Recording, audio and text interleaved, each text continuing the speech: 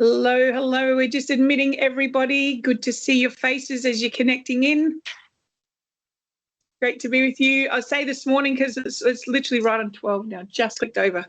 Good to see you all. I am not the wonderful Helen. I'm Lisa in the chair today. You're here with Baxter and Georgia. And we'll just give it just maybe one more 30 seconds for people to jump in before we start. You can say hi if you want. You can unmute and say hi. We love a good hi. Shout out. Where are you from? Hello. Hello. Hope everyone is well. Hello, everyone.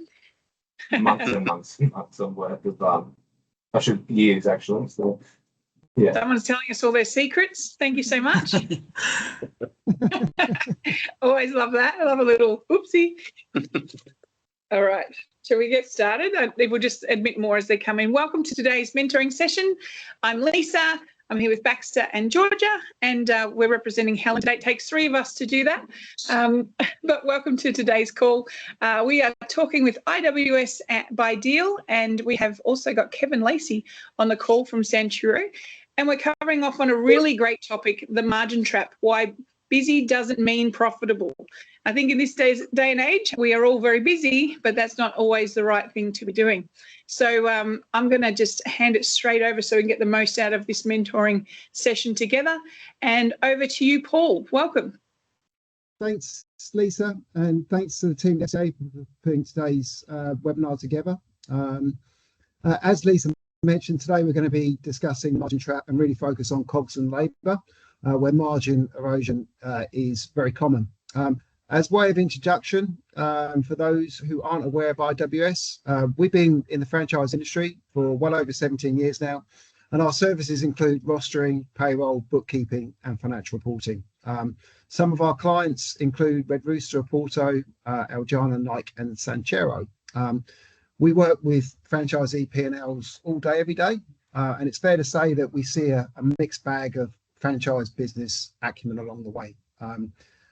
We've always been impressed with Santuro and how they manage the franchise to ensure complete financial visibility across their group. So it's a big welcome to Kevin Lacey, who's the GM of Network Development at Santuro. Kevin has over 25 years experience in franchise, so we couldn't think of anyone better to add some value to this topic. Welcome, Kevin. Thanks, Paul. Great to be here. Obviously, vast experience in franchising in general, both across operations as well as network development in many brands. So happy to put my voice forward to today's meeting. Yeah, look, thanks, Kevin. Look, we're going to keep this as interactive as possible as well, guys. So if you have got a question, just raise your hand or post it, and we're going to get to it in live time. So anything that crops up, please raise it, and we'll try to answer it straight away. So, Kevin, Santuro, you operate across a large network. In your experience, what's the most common misconception franchisees have about the relationship between being busy and being profitable? Yeah, look, great question, Paul. And I'm going to probably answer a lot of these questions both from a Santuro point of view, but also my experience in other franchise brands I've worked with too. But the biggest one I always see, and it comes up more than you think, is franchisees confusing revenue with health. They have like a Saturday where the queue is like out the door, the team is flat out, and the till's ringing, and they feel great about it. But then the P&L lands, and they're wondering where the money actually went. So busy is more like a feeling. Profitable is the numbers. So in hospitality, especially, those two things can be completely disconnected. What I would say, though, is a full store doesn't pay the rent, your wages, or your food, or your cost of goods. Your margin necessarily is the more important thing out of all of it all. Yeah, look, agreed. Can you think of a time, when a store looked healthy on the surface, but the numbers told a different story? Like you said, a busy store on a Saturday, doesn't necessarily reflect a healthy P&L. Did the numbers told a different story, and what was actually going on underneath when you scratch the surface? Yeah, absolutely. In the recent past, obviously there was a store with a really strong location, great traffic, foot traffic, and obviously franchisee very much engaged and passionate. But from the outside, it looked like it was a well-run operation, but the franchisee felt actually confident. But when we sat down and went through the numbers, probably the store was barely breaking even, and in some months it wasn't at all. So what was really happening underneath was a combination of things like labour wasn't being managed to a roster. Yep. There was significant waste in the kitchen that hadn't been tracked properly, and the delivery platform revenue was being celebrated without anyone actually accounting for the margin erosion that comes with it. Yeah. So yeah, that's the margin trap in its purest form. Revenue is like a vanity, really. Margin is more sanity. Yeah, correct. And I think there's nothing more disturbing when you go in to buy something and you can't because there isn't enough staff. But equally, if you go into somewhere and there's staff sort of hanging around with nothing to do, that's always off-putting as well. So the labour and the management of the labour is extremely important, as you mentioned. And what better than a roster to help manage that. And there's a moment you can point to where the network-wide financial data allowed you to identify a margin problem early. I know that you guys, you operate with a lot of financial transparency to the group.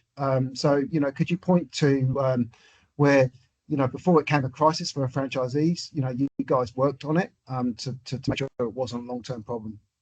Okay. So in other words, at the moment where we a point in time where the network financial data allowed us to identify a margin problem. Is that the question? Correct. Yeah. Yeah. Okay. So essentially, that is all really a non-negotiable. So from a cash-based point of view, just watching what comes in and goes out of the bank, it will mislead, and almost every time in hospitality will mislead you. So you might have a great week or sales week, but your next payroll is about to hit, or your supplier invoices haven't cleared yet, and the bank balance looks fine, but the actual position isn't. So a accruals basis reporting can give you a true picture of what the business earned and what it costs to earn it in a given period. So at Centuro, though, franchisees are set up with Xero as part of their onboarding when they come on board with us. It's not an optional thing. It's more part of our system. So they're also required to use an approved bookkeeper who works alongside their own accountant, which means the data being maintained consistently and regularly is basically all done and tidy right to the end of the financial year. So, and then obviously more so than that, at head office, we then have a back-end access to be able to look at that live data ongoingly. And then where we can find some issues or concerns, we're working with the franchisee straight away before it becomes a real big problem. And when you say you work with the franchisees, directly, how does that actually happen between the head office staff and the franchisee? So there's a working collaboration between our accounts departments as well as the operations team on the ground. And every quarter as well, there is obviously the operations team come and meet together and discuss how to improve things, working with their franchise partners as well. And the accounts team work with them on things that they need to visibly see when they're also being provided the information from the accounts team directly. Yeah. So it may be that food or costs aren't reaching the financial modelling as what we disclose in our disclosure documentation, and they might be out by a couple of percentage points or so. So, getting on top of that before it really becomes a nuance is pretty much key in how we help to support our franchisees as well. Yeah. I mean, it sounds like it's a very collaborative approach there at Centuro, which between head office and the franchisee, which we believe is absolutely essential to a healthy brand. So, and how long will you work with someone? And look, this is quite a generic question, but how long will you tend to work with someone on a particular problem before you'll see an immediate change? So, say for instance, there's a labour cost and a store that's revenue and turnover is similar and in a similar geographical area, but the labour cost at one store is a lot higher than the other. How long would it be working with that particular franchisee where you see some changes? Look, how long's a piece of string? Yeah, Really.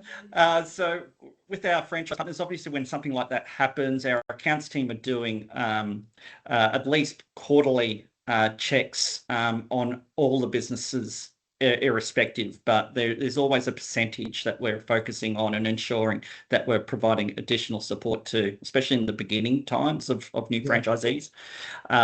So essentially it can be up to 3 to 4 months initially, if we're starting to see a franchisee potentially fall outside the financial modelling of what we propose for Santuro, and then working hand in hand, the accounts team working with the ops team, then working with the franchisee directly, meeting up once a week, every week for 2 to 3 hours to go through things, help them to restructure maybe their rostering system, because obviously they utilize a rostering program that can help benefit them the best, and maybe reteaching them how to do certain things in that rostering program. And then also, the basics of making sure that stock counts and maybe not being done efficiently or effectively enough as well. In many instances, some not doing it at all, or only doing it once a month instead of potentially maybe doing it once a week, especially in the early days. yeah. Look, agreed. But thanks for that. Moving on to COGS, food costs is obviously front of mind, in a dessert concept like Sanchero. What are the COGS pressure points that you most see at store level, and are they usually a systems problem or sometimes, a behavioural issue? Honestly, usually both. But they often start as a behavior problem, then become a systems problem over time. So, especially in a dessert cafe concept like us, the obvious pressure points are around food waste, portion control, and over ordering. So churros are a high touch product. There's real skill in minimizing the wastage during production as well. And when that discipline isn't there, it flows straight through to the food cost percentages. Yep, that makes sense. And with delivery platforms like Uber Eats, it's a significant revenue channel for everyone. How do you help franchisees understand the true margin on a delivery order, versus an in-store one? Because such a difference.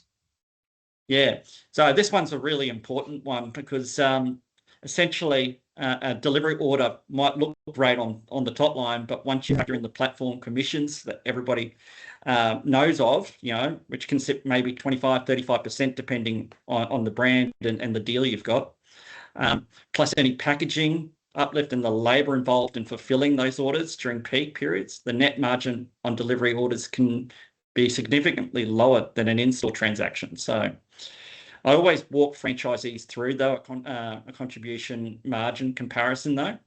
Yeah. What does an in-store sale actually net me versus basically what does a delivery sale net me? And then basically look at the ticket values of both as well. Yeah, we see this all the time where the Uber Eats, the whole value goes on a P&L, it's profit, and you've got the cost, you've got the delivery cost that needs to come off it. And it can be, if your business is quite significant in terms of delivery, which most of them are, there can be a big miss at the end of the month when the P&L is getting released. Yeah. And essentially with the benchmarking too, when franchisees can see that they rank against the network, something shifts, so it stops being an abstract and becomes personal. Yeah. When you mention the benchmarking, could you elaborate on what you guys do at Sanchero? Say that again, sorry. When you say the benchmarking, could you elaborate on what you guys do at Sanchero to give that benchmarking visibility? Yeah, so essentially because we have that insight into the zero accounting systems of all franchisees, we're able to do a spotlight reporting and benchmark reporting across all the stores to determine the averages, I guess, and we break it even down by sales modeling to determine what is or where the average is and what's above the average and what's below the average, and then determine from there where there could be things that are untoward, I guess you could say. Look, I think this is an essential, piece of what you guys do really well, and what we see others, don't do so well. And does do you feel that with this benchmarking, you see franchisees managing their cogs and labour more carefully when they see how the network, the rest of the network is performing? Yes. So essentially, because they're so busy, operationally, they can sometimes become a bit, blasé to the actual financial side of their business. So it's important that we take them on the journey and we get the operations team, to basically rejig them every time they see them to make sure that they are also focusing on those metrics. And what we've done when bring on new franchisees is help educate them from day dot. We're very transparent in our disclosure documentation as well. And whenever data and financial modeling is updated in our system, we share that religiously with all of our franchisees. So much so that each state, a franchisee in every state has access to all the sales data of every other franchisee in that state as well, so they can actually start comparing themselves against others. Is that all anonymized, or do they actually get to see, They actually get to see it? Yeah. Okay. And does that sometimes create issues, or is it predominantly a collaborative approach and everyone's happy to very collaborative approach? So it actually is an approach in which it has worked for many a time now here, especially at Sanduro. So it does create a passion of wanting to be better than the next person, but also provides a bit of opportunity for those that may not be achieving where they want to achieve, reach out to those franchise partners and see what they are doing differently and take on any advice. And we go so much into collaborating between franchise partners that we have set up WhatsApp groups for franchisees so they can actually continue to communicate with each other about certain operational or financial things that they may have been maybe experiencing that they can help out with directly, not necessarily needing to always rely on having to come to their ROM or the head office all the time as well. Yeah. Our experience is the best brands out there are ones that do form that collaborative approach, where they encourage franchisees to meet on a monthly, quarterly basis, just to discuss how they're going, good, bad, and indifferent.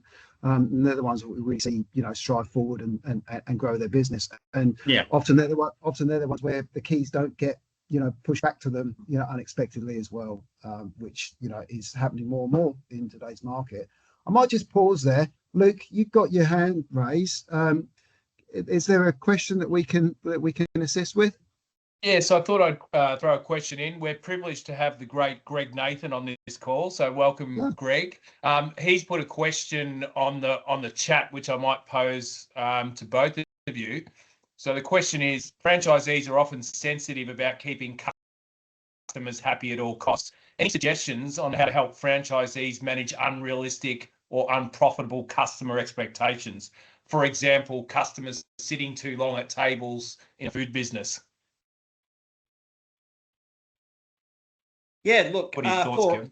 Yeah, so with that in mind, obviously, being in hospitality and turning over tables, especially if you're not a big store and you've got limited seating, it can be quite hard to actually help to turn those tables on without at least offering the customer something in return. So essentially, within our stores, our staff are basically trained to go and speak with all customers, partway through and towards the end, and watch out what the customer's actually doing on the floor in regards to where they are in their, eating cycle, and then give them a card for them to actually complete their experience for the store, and which basically, more often than not, is a nice way, I guess, for the customer to know that, obviously they're finishing up. We recognise that, and we want to hear your feedback. And by the way, turn over for next time because there's a free offer there for you when you return again. Good answer. And the follow-up question to that Greg's put forward is, What about putting up prices where necessary? Is there any Ooh. pushback, or is that does that create difficulty sometimes? Look, it does, and we've done it in the past, and sometimes it can be to the detriment of the customer too. But then, for us, we're in a unique situation at Centuro where we had cocoa beans drastically increase per tonne at one point in time, and then also a double-edged sword of having coffee bean also increased dramatically. But what we were able to do is protect most of that margin for our franchisees by buying in bulk really a lot to get us through that period. So whilst we may have increased some prices initially by maybe 30 or 50 cents to the customer to help with the margins, we've actually now on a vision to actually bring that back down and even become lower than what we used to be as well. And that's based on the fact that our volumes have increased as well now, which is obviously providing better terms that we can go to our suppliers with to actually say, well, we're buying more now. We want better terms for our franchisees. Sure. It seems to me that increasing costs is all, to the end consumer is always the last thing that seems to happen. My experience of it, which I guess is a good thing, but sometimes it is necessary, I guess, just to keep pace. Exactly right. And essentially, with one other example that we've done over the last 12, 18 months was introduce a lower cost menu offering as well, which all focused still. And every time we look at putting new items on our menus, we're focusing on ensuring the food cost sits between the mid to high 20s at best. So everything comes calculated for what we do, but essentially we during the times in which the chocolate or cocoa bean fiasco happened and it went to silly numbers, we actually incorporated a cheaper alternative option for our customers and asked them to, you have the choice of this, or you have for an extra $1 you can have this, and literally putting that back in the customer's hands for them to choose what they would like. We all love an added value, don't we? Or a value meal. We're all tempted by them, so I think they work. They definitely make us more attractive, for sure. But moving on, is that all the questions for the time being, Luke? You're on mute, mate. You're on mute, Luke. Luke, you're on mute. Okay. No, I just said just briefly, if anyone else on the call wants to jump in and put their thoughts to that, they'd be welcome. Yep, thanks, Luke.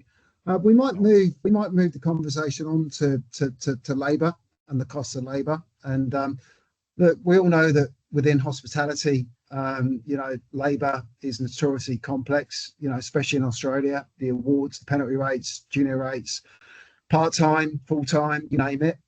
It's complex. What does good roster discipline look like at a store level? And how do you know when a franchisee has potentially lost control of it? So good roster discipline starts with building your roster to a forecast, really. So it's not just basically a habit. So you should be looking at the expected trade for the week, mapping your labour hours to that demand curve as well, and building in enough flex to cover peaks without overstaffing any shoulders. So like the telltale sign that a franchisee has lost control really is essentially, when you ask them the question, what was your labour for last week? And then they need to go and look it up. And then they become surprised that, of what they actually see themselves. That, labour is one of those costs that can creep essentially if you don't keep focus on it. An extra shift here or there, or running an extra person during a slow midweek period, none of it feels dramatic at the moment until basically it compounds. So, and the awards complexity you mentioned, that is real. Penalty rates, junior rates, the hospitality award structure that we're under it adds layers that catch a lot of franchisees off guard. But I mean, we utilize Tanda, a time and attendance system called Tanda that helps our franchisees to navigate a lot of the issues around compliance. It helps protect them from themselves, provides them insight into when they're creating their roster, that if inadvertently they're trying to roster someone on too short or too long without breaks, that it actually informs them as well. And the big thing is ensuring that they're actually following the right restaurant industry award level for that particular employee. That's probably the most adamant thing that franchisees tend to sometimes forget and not actually structure themselves to do on a every 6-month basis. So do you feed the POS data into the roster? So say it again. Do you feed the POS data into the roster straight? So it gets fed directly. Yeah. So it's all linked. So our point of sale system is directly linked into the time and attendance system, which is also then directly linked into our Xero accounting system. Yeah.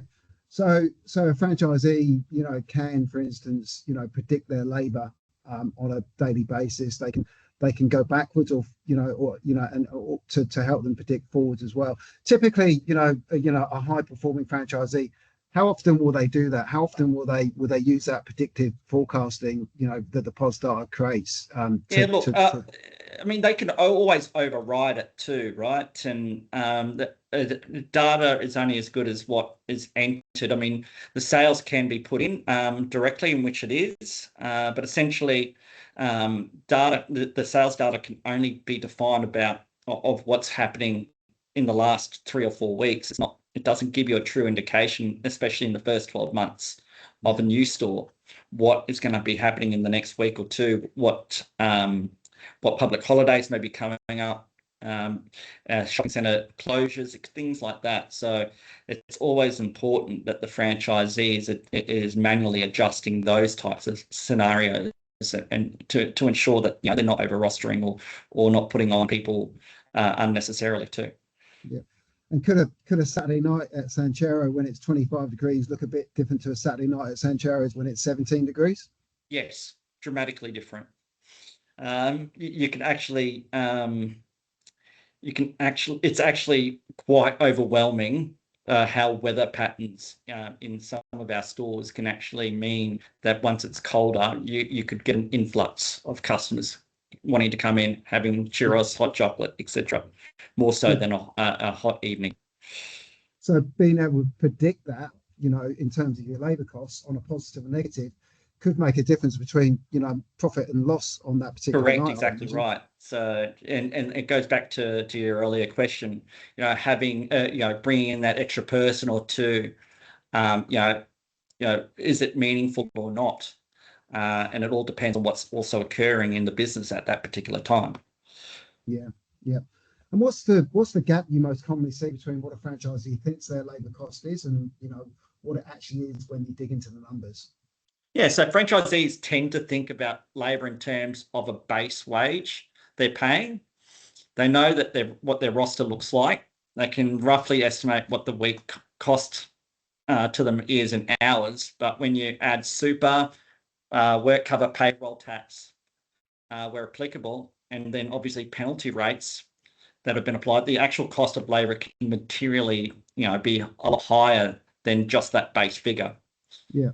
I've had conversations where a franchisee thought they were running at around 28 to 30% labour, but the real number was sitting closer to 34, 35% once everything was properly accounted for. And the difference is the line between a healthy EBITDA and a borderline one is essentially that. Yeah, that makes sense. And in terms of the on costs that are associated with labour as well, do you help franchisees understand that it's not just the base rate that they need to accrue for, but it's exactly right. So part of that education key in Sanchero especially is in financial modelling and educating them that the on costs incorporate such and such and such. And that's why when when we actually have our chart of accounts created for them with their bookkeeper, that is actually separated out in the cost centers as well. So they're actually seeing it separate from, the base with the on costs separated to make it look, like exactly what's happening in the business is being accounted for correctly. Yeah, that makes sense. Look, on labour and the deep dive, Luke, any questions around that, or are we? Look, just before we move on from labour, Jared made a great point. Thanks, Jared.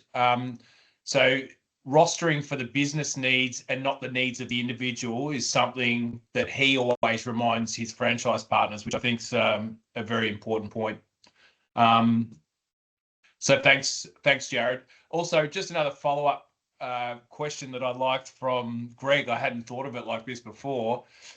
Do you, at Sancharo, Kevin, do you have any formal ICU or intensive care unit strategy? And if so, what criteria would lead to a business unit being placed under this? Yeah, so essentially it's like a Pareto chart, I guess you could say. So we do have a dedicated team.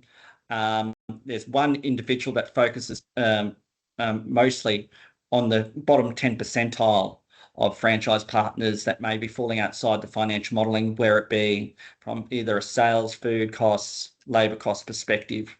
And so that dedicated person focuses on having follow-up meetings once to twice a week for several weeks, going out and visiting the franchisee, sitting down with them, and helping to, I guess, realign their modelling of how they're running their business to actually help bring things back on track again. That then allows the ROM to actually then be able to provide add-on help, throughout the week as well as a backup, but also the regional operations manager being able to then also have focus on other franchisees as well, not just necessarily the bottom performing 10%. Sure. Yeah, I know Paul mentioned at the top, we've always admired the Sancharo systems in place for things like that. But in your previous experience with working with franchise networks, is that always the case? Is there always strong systems in place for that bottom 10%? No, not always. No. Yeah. No. Okay. To be honest with you, Centura, when I even came in 4 years ago, this June, 4 years ago now, I was really impressed by how well the structures were to actually help franchisees out, but also the visibility of the modelling was put out there and it wasn't hidden. So everybody knew the expectations and everybody knows the expectations, and essentially, creates just that open book methodology to say, hey, I'm falling outside the realms here of what should be expected. How can you help me? Yeah, sure. Just a follow-up question to that from Greg. How would you address ICU franchise non-compliance with doing what they say they would do? Sometimes a unit might not want to take the medicine. Yeah, look, to be honest with you, there's always potentially maybe 1% of that 10% that sometimes it happens like that. As a franchisor, though, obviously your duty is to ensure that the franchisee, you're doing everything you can with the franchisee. You're putting, you essentially put all the help you can and structures in place to help the franchisee out, but sometimes it's just not enough, or they're just not willing to listen, or they've just turned themselves off, and that's then a discussion that needs to be had with them in regards to, okay, well, we've gone through this and this and this. We can see that you're really not maybe taking things on board, perhaps. Maybe we should start looking at an opportunity where maybe we help you to sell your business, and because obviously this is not the right type of business for you anymore. Sure. Good answer. Yeah. Right, makes sense. And look, finally on labour, for me, if you don't manage rosters properly, which means you don't treat staff respectfully, you don't pay them on time, you don't pay them correctly, you won't be able to hire in your small geographical region. And if you have a bad reputation within your small geographical region, you can't hire staff, you can't sell product, you'll be out of business. So for me, yes, you want to manage those costs, but also you want to make sure that staff are invariably happy to work for your brand and work for your business. And for me, a happy staff environment is absolutely essential, to profitability. So moving on, so we might just discuss visibility in systems. And I guess this is where Sanchero, we feel, are extremely effective. What happens, Kevin, if a franchisee comes to you and says, "I don't really understand my P&L or balance sheet"? What's your response? And is this more common than we think? Yeah, look, that's okay, and obviously, we're going to need to probably work things out. Is probably what I would definitely say to them. It's actually one of those things where it's more honest from a franchisee. The more common conversation than people might expect comes from the fact that the franchisee is asking for help and not knowing what can be done. So even experienced business people can find the P&L and a balance sheet confronting even. So when they're seeing it in the context of their own franchise for the first time, it can be quite overwhelming for them. So part of the sorry, I think the balance sheet in particular. Yeah. So part of the reason we can move quickly in a communication with the franchisee is the infrastructure is already there. Like I said to you earlier, Xero is set up from day one. And, we ensure that the franchisee has an approved bookkeeper, which means, the data is clean and current. So we're not starting from scratch. We can pull up their numbers together immediately and walk through them in real time. Essentially also providing them advice around ensuring that they're talking to their bookkeeper on a weekly basis, and their accountant as well is key. Some of these franchise partners, they tend to, they know that they've got their bookkeeper, they've got their accountant in the back end, but they're afraid sometimes to even ask the questions to them. And yet they do come to us, and obviously we're going to help them, and they do. But they also, we also ask them that they should be also working with their accountant and bookkeeper. And does that include? And maybe we're going slightly off topic here, but I think it's relevant. Does that include cash flow forecasting? Definitely. I mean, we do internalize our own forecasting for every store ourselves, and obviously we don't provide that to the franchisees. But that, when a franchisee first comes on board, before they're actually approved, they're presenting us and the approval panel their business plan and 5-year cash flow forecast for the business. And this gives us a really big insight into whether they do understand the financial and business model of a Sanchero. Yeah. But also we can hold them to account when they actually do enter the business as well, and then refer back to what they've provided us as part of their approval meetings, which is very good, solid, understanding that, we're holding them accountable. Yeah. So I think at the moment, Payday Super is coming, and we're predicting that there's going to be a lot of franchisees are going to be a bit cash flow short. So I think this sort of financial visibility that you offer at Sanchero, lets franchisees see quite clearly and quite early, where they're going to be come mid-July when they're paying on payslip rather than quarterly.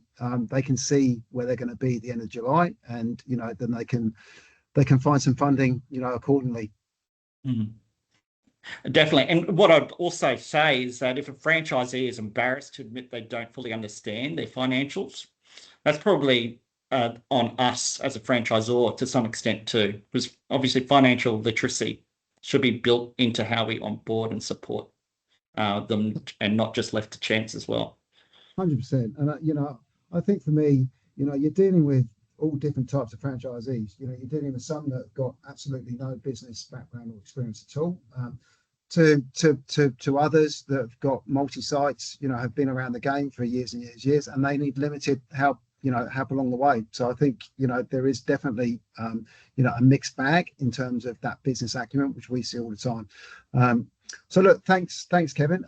Luke, just to pause again, any questions on that particular subject? There's another follow-up question here. We're entering a period of increasing financial distress due to cost of living pressures. How are people addressing this in their networks? So from a Centuro perspective, obviously that has a downflow effect when it comes to sales, essentially. But what we're doing with our franchise partners is essentially ensuring that, you know, they're looking after their margins where they can, that being the labour and the COGS primarily. The big thing that I'm seeing across most food and hospitality businesses is where obviously the sales are declining, and I'm hearing some are doing 5 to 10% year on year. You know, they're having to have those discussions with landlords about rental abatements, etc., too, to actually help them get through this period. Fortunately, when us as a brand, we're not needing to worry about too much about that. There may be one or two that we're working with currently, but essentially for us, we're quite unique in the sense that our franchisees should be able to, and they do, are able to, you know, essentially, you know, counteract any sales decrease by ensuring the COGS and the labour are effectively, you know, materialising down with that as well. Yeah, because it's not, you know, we're in a market where potentially it's not easy to sell more. So you know, the use of, you know, the COGS and the labour are so important because that's where the margin could lie. You know, that's exactly right. I think finally one more from me, Kevin, and we might just, you know, throw it open to the audience again. But if there's a franchisee or franchisor, you know, who are in the audience today and they've never really engaged with, you know, financial reporting, benchmark data, everything that you guys do, what would you tell them would be the single most important reason to consider it? Okay, so for us, obviously, the Xero setup across the network is what makes unified data possible. Everyone on the same platform, same chart of accounts, same cadence, really. Having an approved bookkeeper requirement means the data integrity is there as well. So it's not just a patchwork of different accountants doing things differently across the network. And obviously with the head office back-end access, it means we're not waiting for a monthly report or a yearly report for a franchisee. And then obviously, you know, that flagging a problem at that point in time, things are live for us. We can see it developing before things really take shape. So, you know, it always means that we can support conversations with our franchisees as much, you know, around more targeted approaches instead of arriving at a store, reviewing and spending the first 20 minutes trying to establish where things are actually standing at. It sounds like it's a proactive rather than reactive environment, which is where everyone really wants to be. Yeah, so at a strategic level, it gives you confidence in decision making too, right?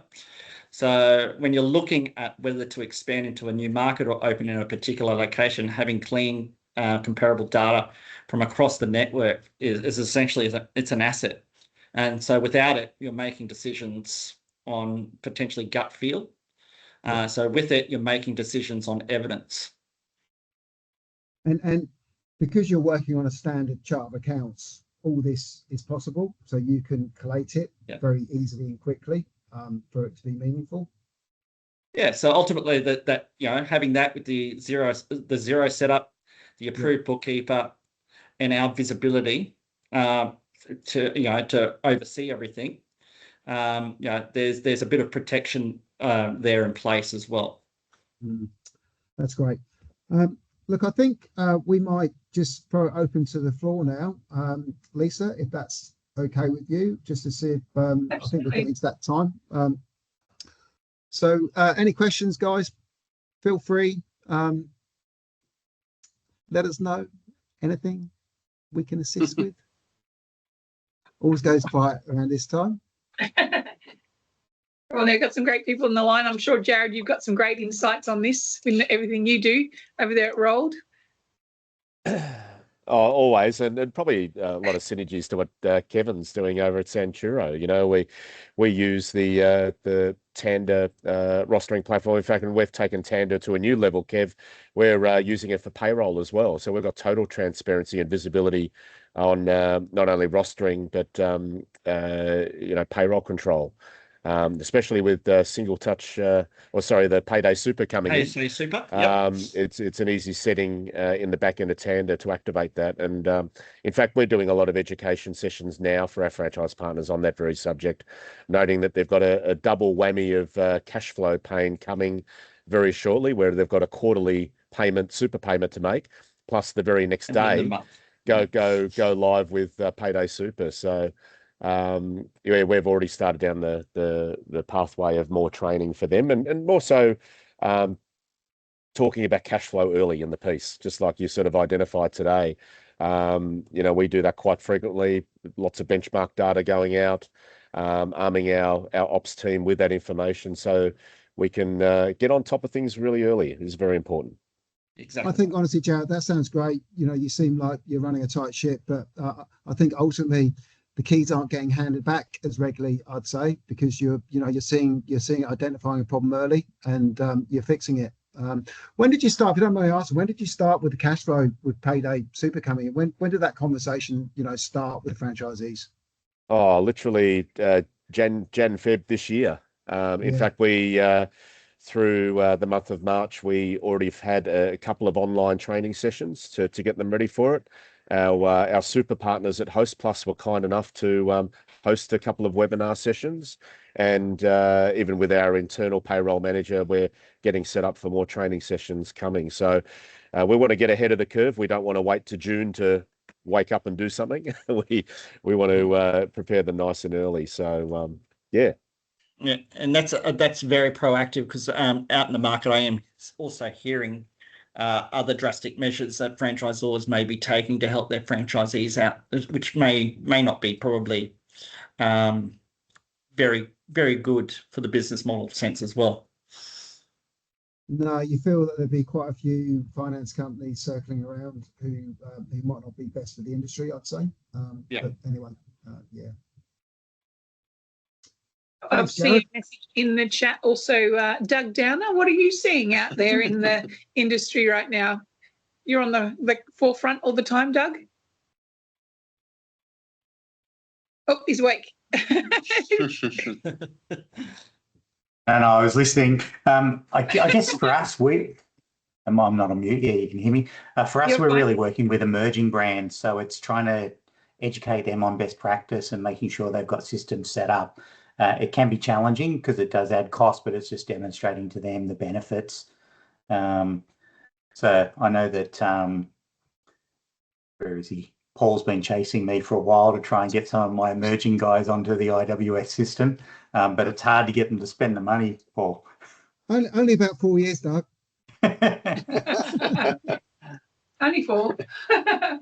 All right. Are there any more last minute questions before we close off on today? I've got a couple more things just to add housekeeping wise. Last chance to ask these amazing guys some questions. Going once, going twice. Can I just thank you both, and also Luke, who's on the call. Thank you for your time, for your transparency in this issue. I love that franchising is so amazing at sharing the stories and their lessons learned. I thank you for your transparency. Appreciate that on this topic. iWS are actually Ruby sponsors of the franchise industry awards coming up very soon that we want to highlight to you. 17th of June, we have the Franchise Forum in the day and the awards night, the night of nights to celebrate all the sectors and the ecosystem of franchising. And we are fast approaching the 500 tickets sold mark. So we're getting very excited. We'd love to have an amazing full room. So we're still 6 weeks out. You've got 4 weeks to book. So please don't leave it to the last minute. Help us by jumping in if you can and supporting and celebrating the amazing industry that we're all a part of. It's going to be a great night of nights. Lastly, we want to just say that the next mentoring date, we've got that for you, and the topic, we want to put that up so you can see that. And it's all about CFE, our Certified Franchise Executives. Jess is on the call with us too, who's our office engagement person who helps us with CFE. And the question is CFE right for you? A strategy pathway to franchise leadership. This is to get your education points. It's a great recognition nationally, worldwide. It's amazing. And we'd love just to be able to do a mentoring session. We've got the amazing Greg Nathan on the call. I believe also Jason Girk might also be involved in that session. I can't actually remember. That's Helen's domain, not mine. Don't want to cross into her area. She's the legend, but we certainly want to invite you to come onto that. Bring your team members on too, who you think would be great to be CFE'd. That'd be amazing. And that's about all we've got for today. So it's lovely to see you all. We look forward to seeing you at awards and our next mentoring, 22nd of May. All right, take care. Have a great day. Thanks all. Thanks everyone. Thank you very much, Kevin. Thank you, Luke. See ya. See you guys.